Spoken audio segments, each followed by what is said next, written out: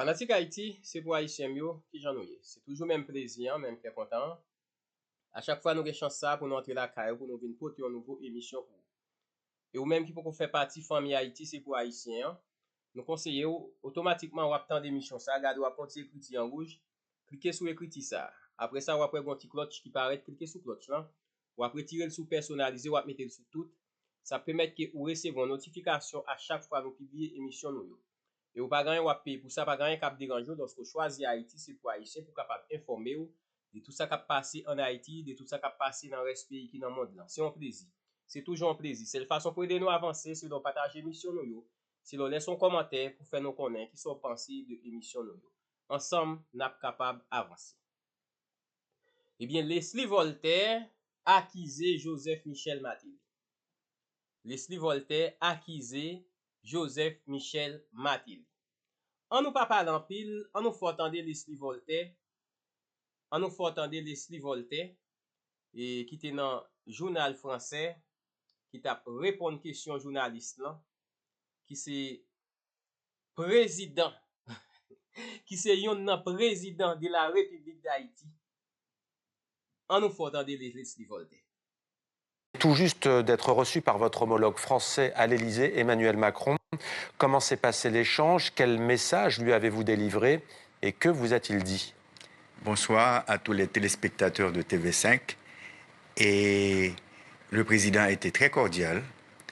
Et nous avons évoqué les problèmes et les difficultés que traverse mon pays sur le point de vue de la sécurité, sur le point de vue de la réforme constitutionnelle, sur la conférence nationale, le référendum sur la Constitution, les élections qui doivent se tenir en novembre prochain.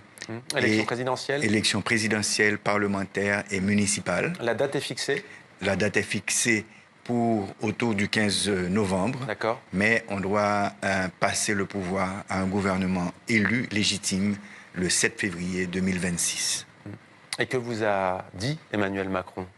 Eh bien, il a été très attentif aux problèmes de sécurité. Il a promis de renforcer le blocus pour éviter le trafic de drogue entre la Colombie et Haïti. Un blocus qui se fera avec les forces navales colombiennes sur demande du président Petro. Et il a aussi parlé de renforcer l'aide en sécurité, en éducation, en énergie et en reboisement de l'environnement.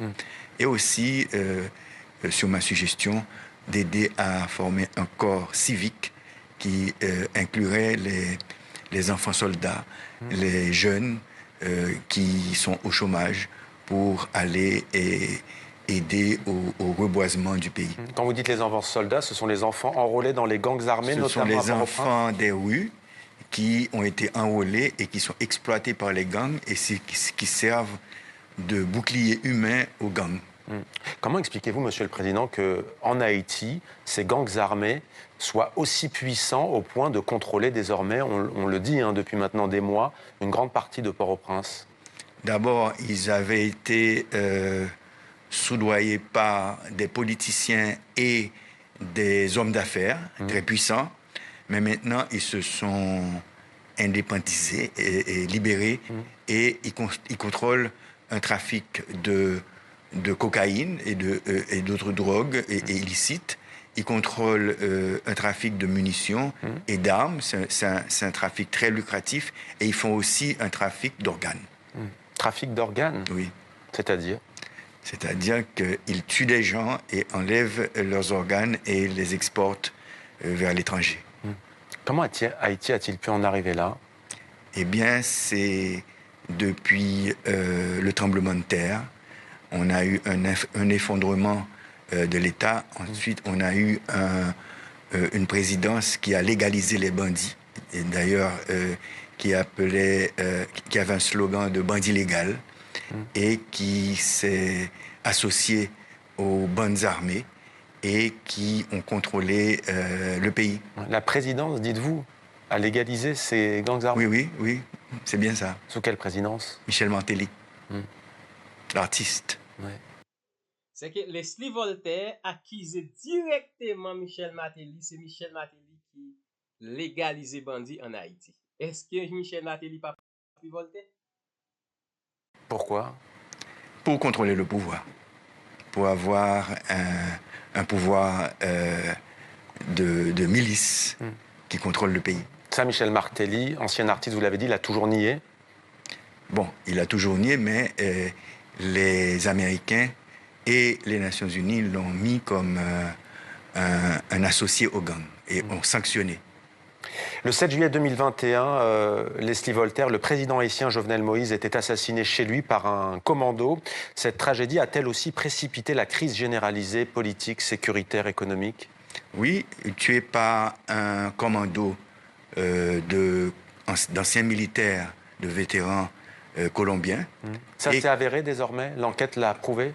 Ils sont en prison, il y a une vingtaine qui sont en prison et qui étaient associés aussi à des policiers haïtiens qui sont aussi en prison. Juste avant que la question m'échappe, parce que nous-mêmes dans nos journaux, nous parlons beaucoup de Port-au-Prince. On sait peu de choses sur les campagnes en Haïti. La situation y est moins violente? La situation est calme dans 8 régions géographiques qu'on appelle les départements géographiques. On en a 10 départements. Et dans la zone métropolitaine, tout le monde dit 85%, mais je pense que c'est moins que ça. Et aussi dans l'Artibonite, qui est la vallée où on produit du riz, les policiers, les militaires et les soldats kenyans qui font partie de la force multinationale ont pourchassé les bandits et ils ont réduit l'influence des gangs dans cette région. Samedi, au moment où vous rencontriez le pape François, on va y venir dans quelques instants, le Kenya annonçait le départ d'un nouveau contingent pour votre pays, 217 policiers. On peut dire qu'aujourd'hui, le contingent est porté à 1000 hommes. Le contingent est porté à 800 hommes. 800 hommes. 600 Kenyans, à peu près 30 Jamaïcains, 150 Guatémaltèques et à peu près 8 ou 10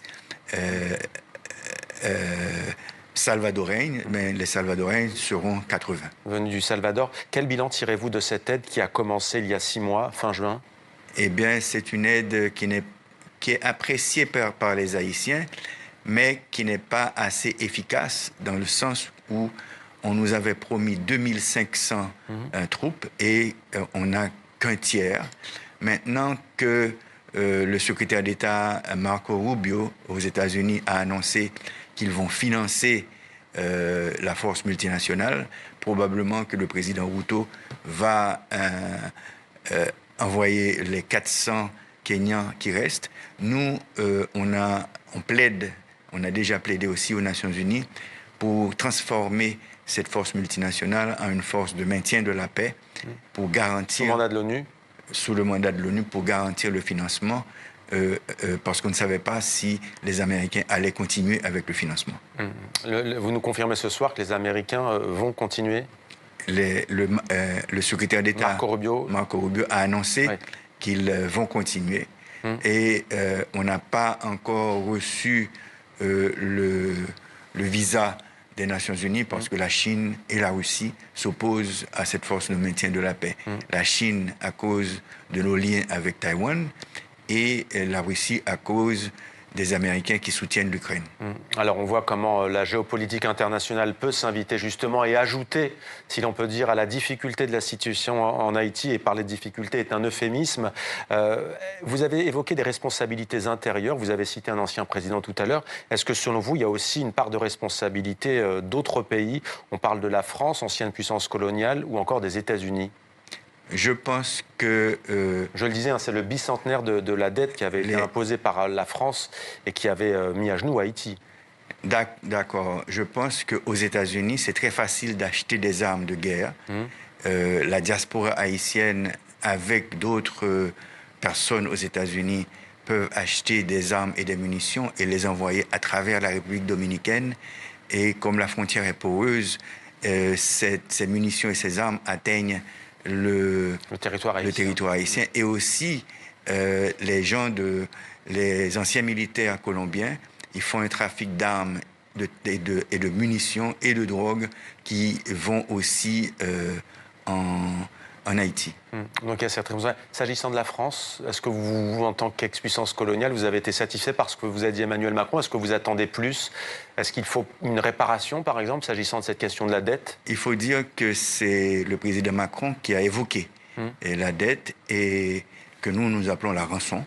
Et, la rançon. La rançon et la réparation.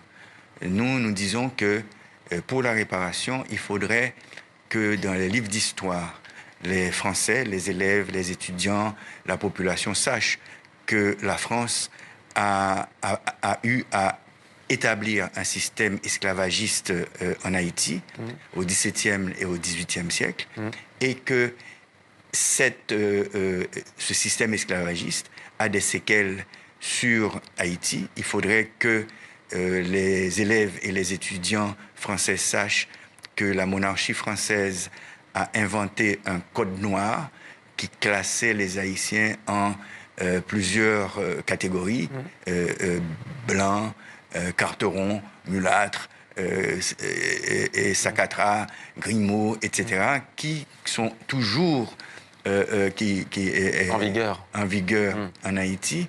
Et en ce qui a trait à la rançon, le 17 avril 2025, le roi Charles X a envoyé une flotte menacée. 1785. Vous avez dit de 1885. 1825. Oui, 1825. Vous avez dit 2025. Il y a 200 ans, on va dire. Il y a 200 ans. Bientôt, il y a 200 ans jour pour jour. Et le 17 avril, le président Macron a dit qu'il va annoncer quelque chose. Ouais. Une reconnaissance. Probablement. Au printemps prochain, on suivra cela. L'administration Trump, Monsieur le Président, a décidé de geler les programmes d'aide, d'expulser les migrants haïtiens et de bloquer l'accueil des réfugiés haïtiens. Vous parlez de mesures potentiellement catastrophiques. Concrètement, pourquoi? Quelles conséquences? Oui, on a à peu près 200 000 Haïtiens qui ont bénéficié d'un programme du président Biden pour aller s'installer pendant 2 ans et travailler et envoyer des transferts d'argent en Haïti. Si ces 200 000 personnes reviennent en Haïti, on aura moins de transferts. Mais il faut dire aussi que le gouvernement dominicain expulse 10 000 personnes par semaine vers Haïti et aussi que la violence armée a déplacé près de 700 000 personnes de leur foyer et de leur quartier. Donc ça nous fait un problème où si le gouvernement du président Trump annule l'aide alimentaire, l'assistance humanitaire et l'aide au développement, ça va faire mal. Ouais. Et un dernier mot, vous avez rencontré le pape François samedi, il y a quelques jours. Il cite souvent Haïti dans ses discours, notamment Urbi et Orbi par exemple. Que vous a-t-il dit? Bon, d'abord, dans son encyclique Laudato Si, il prêche pour la maison commune, qui est la régénération de la planète. Il prêche aussi dans Urbi et Orbi d'une relation fraternelle et de solidarité avec les peuples. Et la paix en Haïti. Et moi, il prie toujours pour Haïti. Merci. Il n'y aura jamais une occasion. Mais moi, je lui ai demandé d'initier une conférence internationale de solidarité avec Haïti, ce qu'il a écrit de sa main sur une feuille de papier. Eh bien, voilà une information à retenir, une conférence internationale pour Haïti sous l'égide du Vatican. Merci beaucoup, Monsieur le Président Leslie Voltaire, d'avoir répondu à nos questions. C'est Leslie Voltaire, nous t'attendons. C'est Leslie Voltaire, nous t'attendons, qui accusait Michel Joseph Martelly comme moun qui est responsable passé en Haïti. Est-ce que c'est vrai? Nous pas qu'à dire si c'est vrai, si c'est pas vrai.